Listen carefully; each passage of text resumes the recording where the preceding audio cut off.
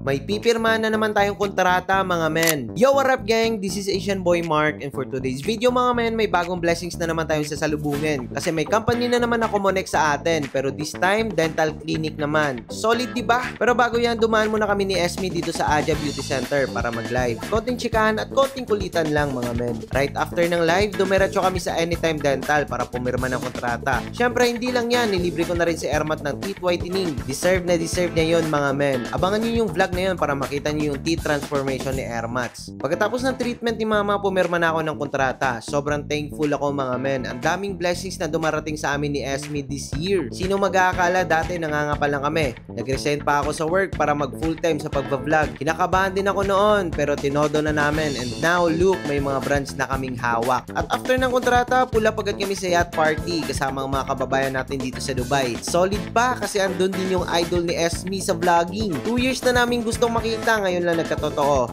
Dito ko na muna tatapusin ang vlog mga men. Pero sa next episode, ipapakita ko sa inyo ang mga eksena sa yacht party. Kaya stay tuned, sobrang saya ng ganap doon. Pull up!